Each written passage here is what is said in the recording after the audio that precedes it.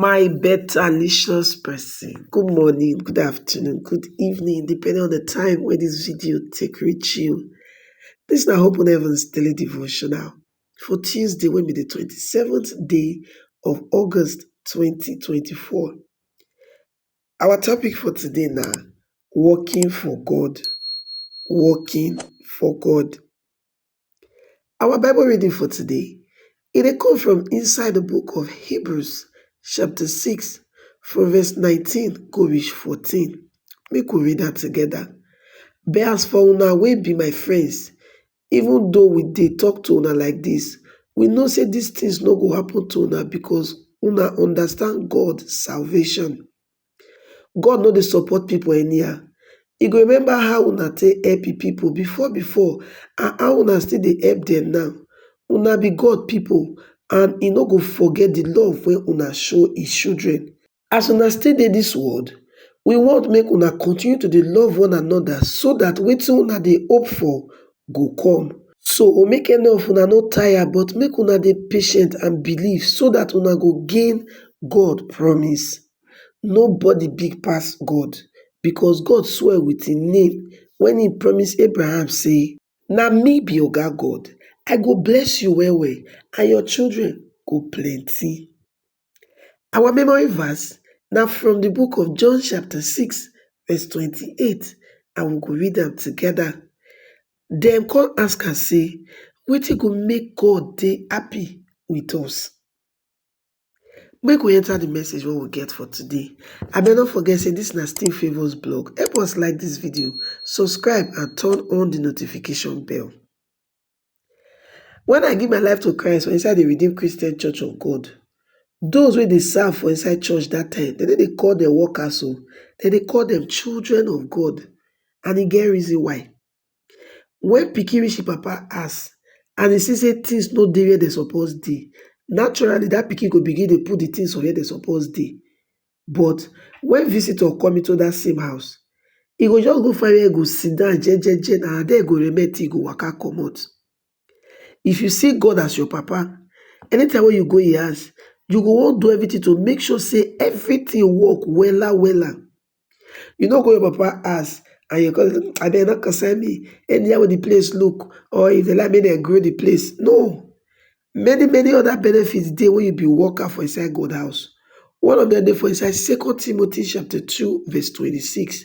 E say farmer wey work well na him suppose to first chop the harvest. Because you be husband man, that is, you be the person wey be like say you dey plant so that the land go bring fruit for everybody to chop. Na you go be the first person to eat from that fruit. Wetin e mean be say, when you work for God house to make sure say service run smooth like butter, na you go be the first partaker of the blessing and miracles wey go happen inside those services. E no get who dey work for God wey God no dey reward. That mean for inside Hebrews chapter 6 verse 10, God talk am clear say, God no dey support people anyhow. He go remember how una take help people before and how una still dey help them now. Una be God people and he no go forget the love wey una show his children. God no dey ever forget any labor wey you do out of the love wey you get for am. Na that one make God decree for inside Leviticus chapter 19 verse 13 say, make una no oppress or play una neighbor wayo, make una no make una worker wait until the next day before una pay them.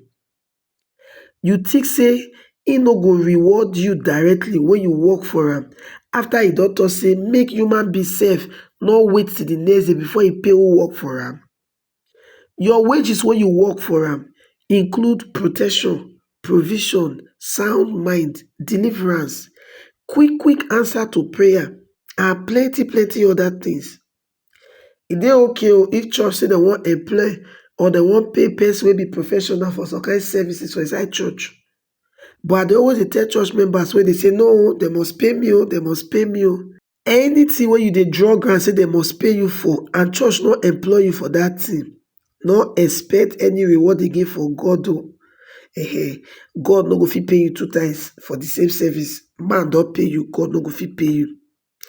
As worker inside church, God house, Once you insist say dem must pay you for any service wey you wan render for inside church, you don turn yourself to hireling. You no be pikin again for inside God house.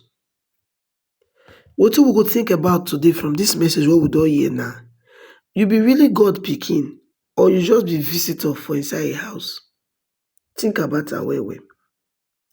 Na here we take come to the end of today's message. No forget say our topic wey we consider today na working for God, and na from inside the Open Heavens daily devotional wey Pastor E.A. Adeboye, wey be the general overseer of the Redeemed Christian Church of God worldwide, write. Na there we for take the message. My correct person, no forget say dis na still Favours blog, and we wan thank all our sabi subscribers well well. Abeg, if you just dey watch dis video for the first time or you never subscribe before, help us hit the subscribe button, like the video, turn on the notification bell so that when we drop any new video, you go be one of the first persons to know. We go meet for our next video.